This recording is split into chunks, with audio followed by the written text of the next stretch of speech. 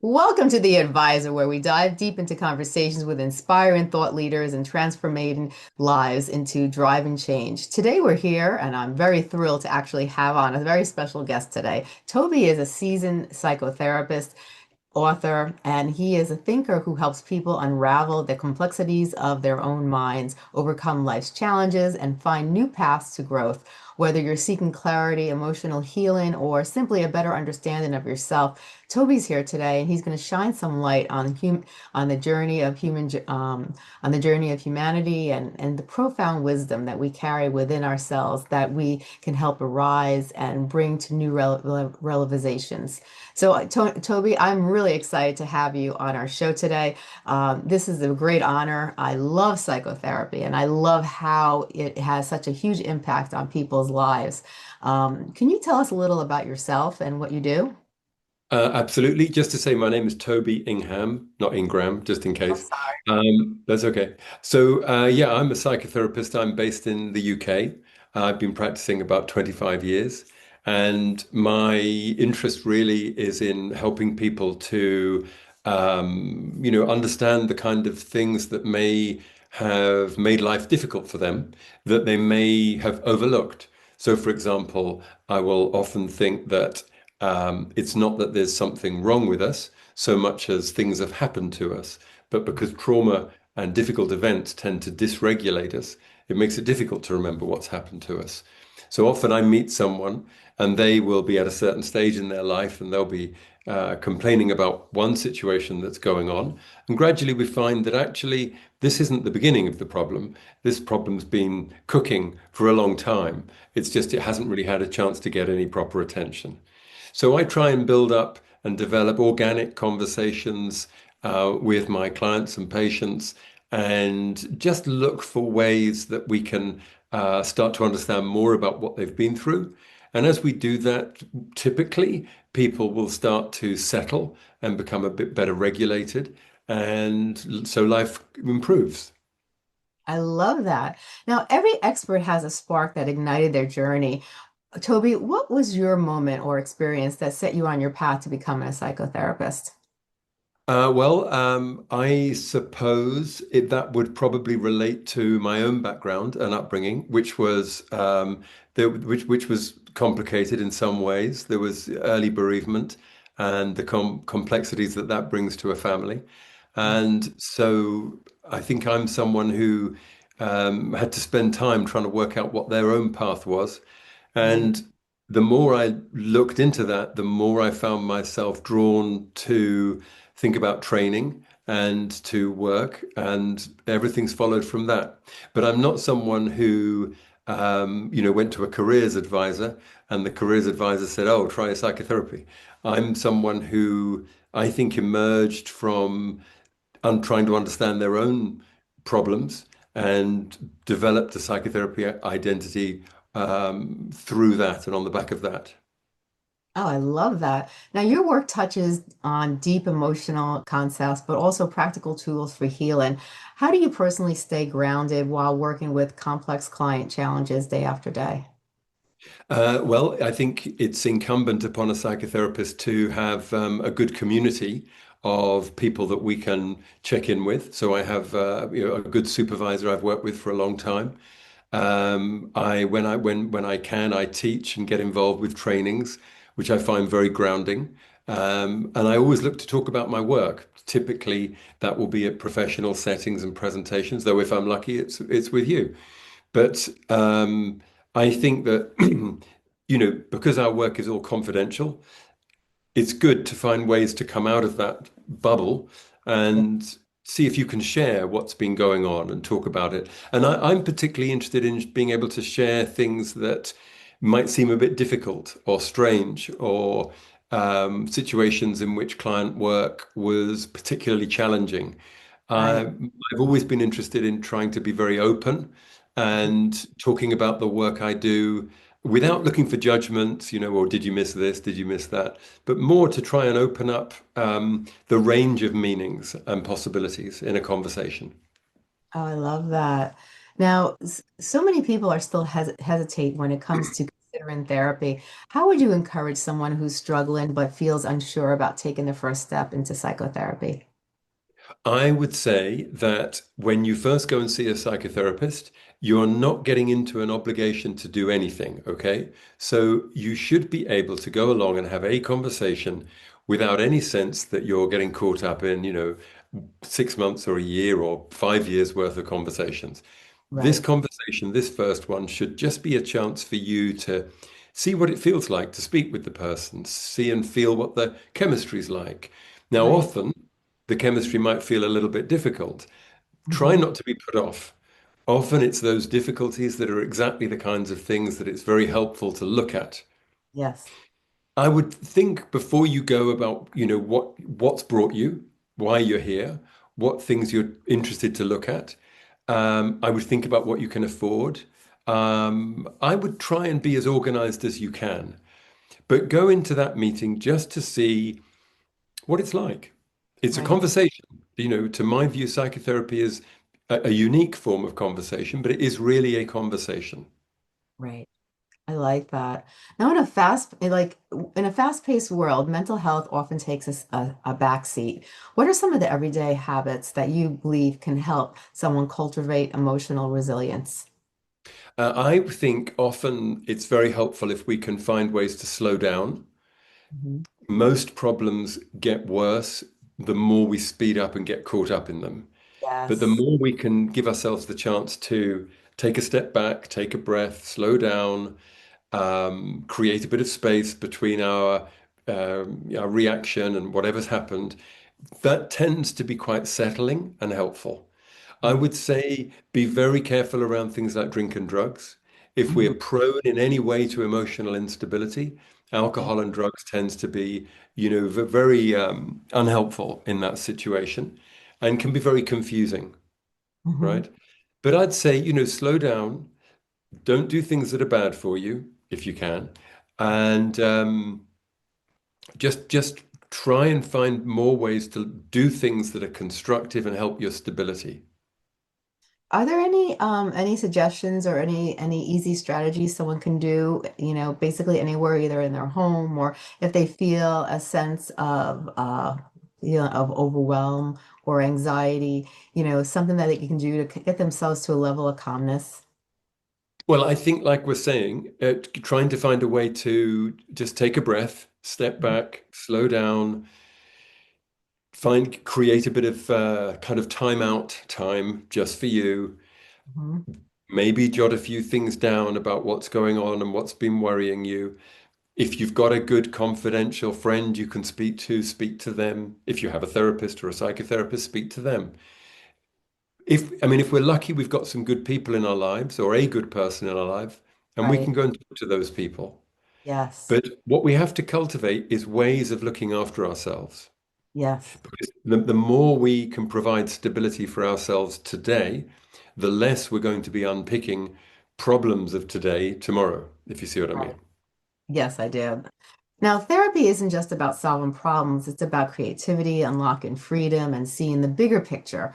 How do creativity and imagination influence your work with clients?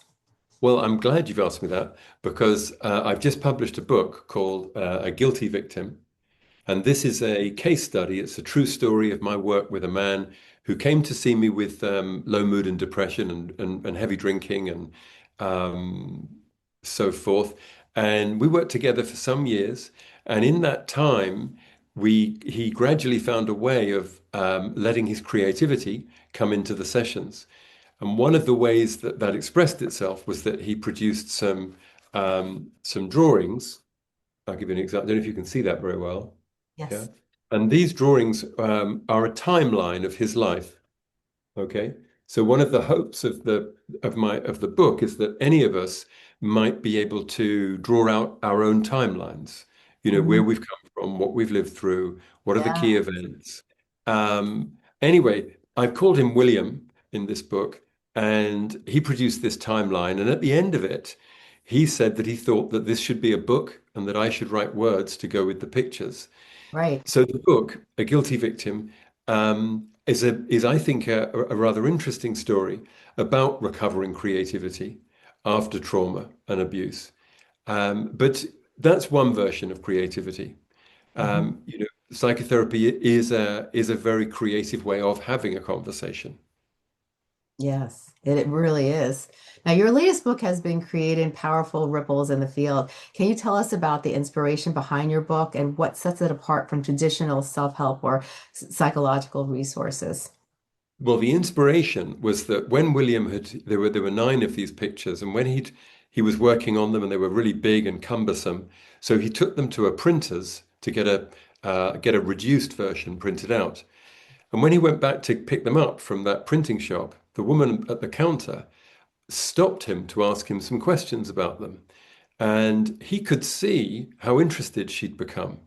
Yeah. And this had a profound effect on him. And he came to see me with the pictures and he gave me a set of the pictures. This story is in the book. And he Yeah. said, we had our first review. And it was that was the inspiration for for writing the book. Yeah. There were, I think you asked me two questions there. I know that's the answer to one of them. I think I lost the other one. No, you basically, I asked you what sets it apart from self-help or psychological and or Okay, so psychological. it isn't really a self-help book, but I think it is a book that might be very helpful to an awful lot of people.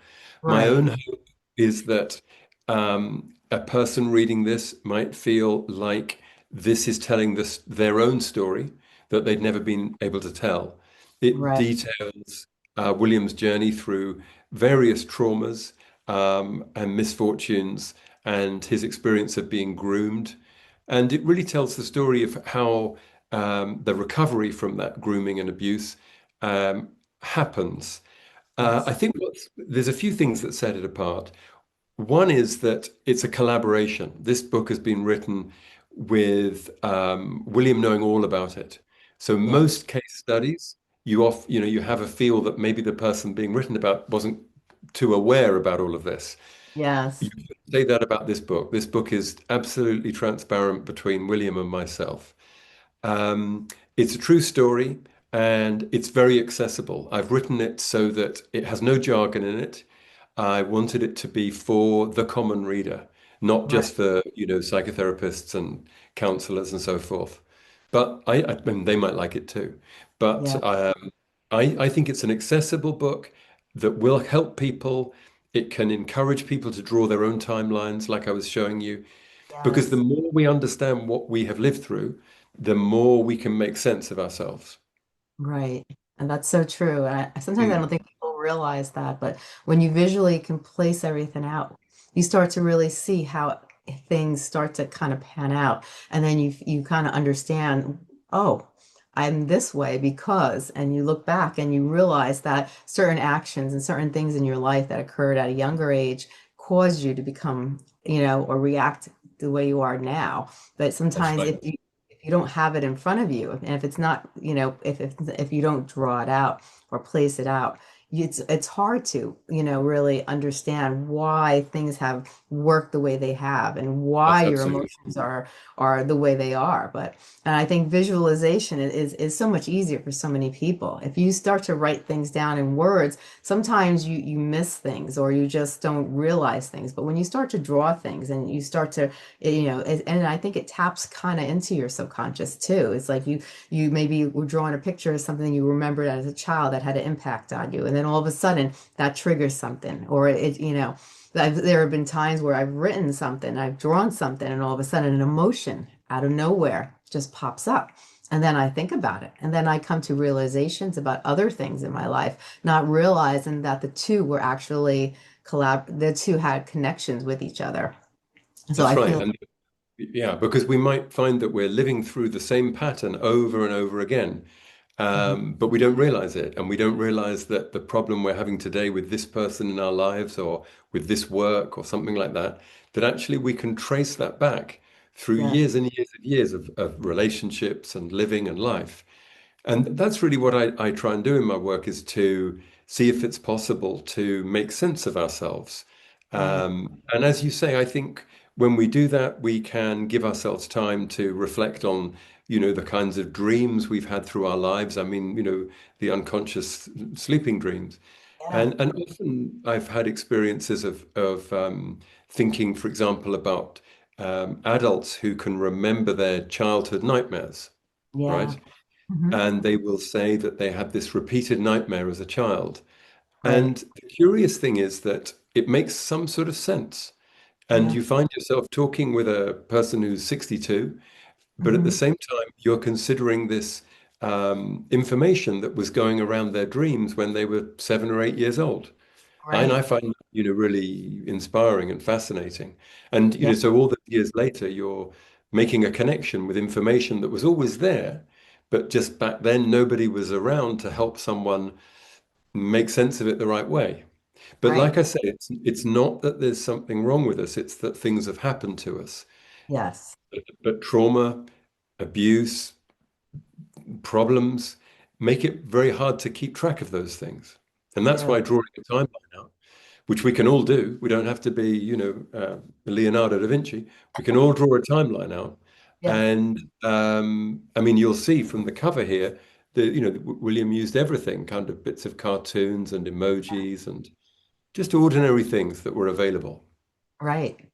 I think that's amazing. Now, there's always a chapter that stands out or a concept in the book that makes readers stop and think, this could change your life, basically. Now, can you share one part of your book that you believe resonates with most readers? Well, I think it's the point I've been talking about in this conversation about, realizing that it's not that there's something wrong with us, it's that things have happened to us. And I Yes. wouldn't be able to pick it out, I don't think, off the top of my head, but there was what I've done in the book is include uh, dramatized conversations from the therapy, because I write Mhm. a lot of notes Right. after therapy. I never write notes during sessions, I write after the sessions. Right. Right. So the book is made up of kind of scenes from a play almost, and dramatized flashbacks because I wanted the story of the life to be really interesting. I wanted to show it, Yes. and so at one point in all of that, there's an experience where William is about to throw the towel in because in Mhm. therapy you're never far from jeopardy, and Yeah. often probably a lot of therapy gets given up Right. much too early. Yeah. But when he was about to give up, I said to him what I've been saying, that I don't think, it's that there is something wrong with you. I think things have happened to you. You just don't give yourself the chance to see it. And for Right. some reason, that day on that conversation, he could hear that Yeah. and we could get into taking that further. So I can't exactly give you a page number, but I'd probably point you to that. I like that though. It's true. There's many factors to be taken in, and sometimes it's very hard to just point out one thing also because a lot of times little things could actually lead up to big things too. Just little things in your life at this point, maybe something that happened again, and then it triggers something, later on, So sometimes it's hard, like if you're going over different things in the book to pick out one specific chapter that makes a huge impact because sometimes it's a lot of little things that could actually create a big impact also, I believe. Mm, mm, mm. Now, in your book, do you address any myths or common misconceptions about therapy or mental health? Well, if I do, I probably do it through showing what therapy is like in action. Yes. So I show, for example, I didn't want to write a book where the therapist has all the best lines. And so if there were mistakes or accidents or problems that occurred in the therapy, I Yeah. included them in the book. Right. Okay. So I think what people might find interesting, and people have said this to me, is that it's really opened their eyes to what can happen in a psychotherapy, that they Yeah. really didn't know how things unfolded. I mean, this is a piece of work that probably took 8 years.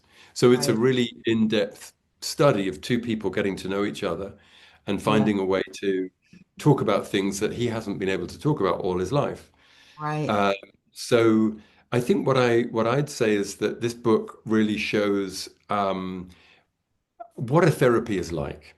Yeah. What it shows the difficult moments, and it shows that um, jeopardy is never far away, and that the thing that keeps a client coming back is often less to do with us and more to do with something they've kind of hooked into in Hmm. working with us. The unconscious, as you referred to earlier.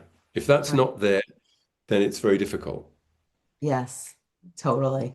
Now, also, how do you hope the readers will see these topics differently after reading your book? I think that my ideal would be that people give themselves a chance to think that some of the problems they may have been, keeping to themselves or not really knowing how to address or to live with, that they might, having read this, think, well, actually, maybe I could do something with this problem of mine if I could find a good person to talk to. And there are Right. lots of good people to talk to. So I suppose my hope would be that it might inspire someone to feel that they resonate with the story and that they want to explore themselves more. And in that way, I think I wouldn't call it a self-help book, but it is a book that could help you. Right. Now, with so much misinformation about mental health, what are some of the three key truths that you wish everyone understood about emotional well-being? I suppose I'd say that number one, it tends, in my experience, our emotional well-being tends to be a product of what we were fortunate or unfortunate enough to live through, the families, the homes we came from, the chances and catastrophes that befell us or whatever they are, Yes. and the good fortune. Okay, so I'd say first of all that we are more a reflection of where we've come from than we might realize. I Hmm. think that we can improve the position we're in. We can improve our emotional stability, just Hmm. like we can learn to look after a weak ankle, for example. Hmm. This is one of the analogies I use in my emotional stability book. Right. This one, which is that you can think of emotional stability in the same way as you can think of looking after an ankle that you've sprained. As Right. long as you remember you've got a weak ankle, you can walk, run, dance, whatever. When you Yes. forget it, then you have accidents. You Right. wanted a third one, didn't you? Um, I think if I was going to say a third one, I'd say if you've been considering doing something, as in talking to a therapist, why not give yourself the chance? Right. But do it from remembering, you're not getting into anything unless you want to, right? Yes. Hmm. Okay. And as I was saying earlier, go with having done some thinking, know Hmm. what you want, know what you're interested to talk about. Um, yeah, how's that? That sounds amazing. I think that's great. Now, for someone who's feeling stuck, whether personally or professionally, what's the best first step they should take to shift their mindset to move forward? Well, it's difficult, isn't it? Because if we're feeling stuck, what we need really is something that gives us the room to see that there might be an alternative.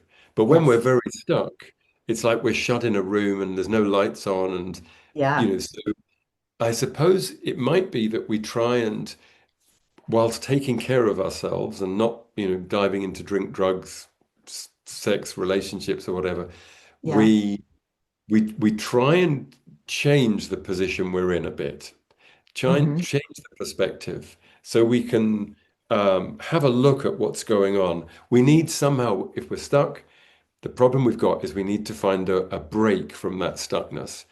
And Yes. that's difficult. But it might be that deciding to, go and speak to someone you trust, that would be ideal, I think. Possibly seeing a psychotherapist. It's a challenge, isn't it? Because you're stuck, but you're trying to find a little bit more space. Yes. Very It's true. it's a challenge. I mean, I think often when I meet people, the problem they bring may be decades old. Okay. Yeah. Okay. And you might have met them 30 years ago. Hmm. You might have met them in another 30 years' time. You're just lucky where you meet them in that kind of continuum, aren't you? Yeah. But often those problems we know what our problems are like from a very early age or an early-ish age. I mean, Yes, I've yes. tended to find that when we go through adolescence, that when we start dating, drinking, taking drugs, all that sort of stuff, that's when we can really start to discover what our psychology is like. Up to that point, we thought we were this kind of person. Then we find we're a little less stable. We're more possessive or jealous or something like this. Right, Um, so I think often these problems, they're old, and the sooner we can get into finding a way of addressing them, the less they're going to blight, the next 20 years of our lives. right. That's so true. Now, working so closely with human emotions and unconscious thoughts, you must have had moments of profound personal insight in your own life. Have there been any recent discoveries about yourself that you'd be willing to share with our listeners? I think I think I continue to take developing my own emotional stability very seriously. Yeah. I think that's my main project. In terms of working with people, I'm very privileged to develop, conversations in confidential settings and to be very moved by the kinds of changes that people can bring to their lives. I don't think I do that, but Mhm. between us, things can happen and things can shift for people. Oh, yeah. I think, yeah, I mean, I think emotional stability for me, and as I say, I think the work is a privilege to have um, such intimate and meaningful conversations on a good day. Now, what's next for you? Are there exciting projects or collaborations or anything that you're exploring as you continue to make an impact in psychotherapy? I think really for the moment, I'm still working on how to make my book come to life more. I think that this is a book um, that a lot of people would find interesting to read. Yeah. And I mean, the work itself took 8 years. It's taken me about another seven to get it finished and published. Wow. So I'm in the first, I mean, it was been out since March Hmm. 25. So I'm really just committed to this project, I think. But if we met after March 26 and had Yeah. another conversation, I might know more. But at the Yeah. minute, I think there's more to do to bring a story um, of healing and Right. recovery and Yeah. using creativity to do those things to a wider audience. That's my mission of the moment. Wow. Now, what kind of services do you provide? I provide one-to-one psychotherapy. So and th those tip that so that's a 50-minute hour. Hmm. And typically I see people once weekly, but sometimes I see people more than that. This work in this book was sometimes the frequency was more intense than that. Right. Uh, all my work takes place either face to face or on Zoom, like we're speaking now. Hmm. Um, but that's really it. Conversations. I only work with one-to-one adults, so I don't work with couples. I don't work with people under 18. Hmm. I just stick to my little niche or big niche. Now, where can people find your book? So they can find my book. Well, why not go to my website? And that's tobyingham.com. Hmm. Okay. If you Google a guilty victim, you'll find it through Amazon, Karnak, bookshops. I mean, it's certainly on Google, so it should be easy to find it. Please do Google it. If you go to my website, you'll find it, and you'll find my other books. So that's the emotional stability book, which was that one, and Hmm. this book on retroactive jealousy. I've done a lot of work with people who are plagued by anxieties about their partners, former partners. And I've Mm, done a lot of work to try and untangle that a bit. yeah. Um, so those three books, they're all available through the website, and Google carries information. So just look up Toby Ingham, tobyingham.com, and get in contact with me, whatever. It would be great to hear people are reading it and what they're making of it. I love that. Now, if people wanted to get more information about your services, or if they wanted to actually schedule maybe a Zoom call or meet you, they can go onto your website to get all that information. Absolutely. Absolutely. It's very simple. So it's tobyingham.com, and you'll find there, contact is simple. Wonderful. Now, if you had to look at today's conversation, you really wanted to emphasize on a couple important factors. What are some things that you'd like to emphasize today from our conversation? Okay. Well, I think I put a dedication in this book, Hmm. and that reads, it's not that there is something wrong with us. Our problems relate to things that have happened to us. Yeah. Remembering this can be life-changing. This Hmm. book is for everyone who struggles with emotional stability. So I think the point I'd emphasize is that it's not that there's something wrong with us. Our problems relate to things that have happened to us. Yes. And that's so true. That is so It's true. just that we can, because we've been through difficult things, we lose track of that. It is. We really Yeah. do. And I think sometimes people are too hard on themselves, but it's a lot of times it is just things that happen to us during our lifetime that really impact us and change our lives, and if we can just recognize what those traumatic events are and then, work with someone like yourself and learn how to That's right. overcome it, learn how to, get rid of those negative feelings that are holding us back and learn how to cope with some of those emotions that are hurting us inside, we can move forward, And my famous quote is I always say, the past is the past. We can't change the past, but we can focus on the present and work on ourselves to, create a positive present future. And, I think it's, Yes, we that's right. because sometimes people live in the past, but we can't, whatever happened to us in the past, we can't change. So the only thing we can do is focus on figuring out what those things are that really have traumatic events in our lives and work on overcoming them in the present Yes, tense. yes. I mean, it's funny, isn't it? Because we always carry the past with us, Yeah. but we're always moving into the future at the same time. Yes. And so, the present is that sort of moment like you and I are talking now as we move, all the time we're moving. So that's why I think the more we can do to look after today, Yes. the less we're going to be unpicking today, tomorrow.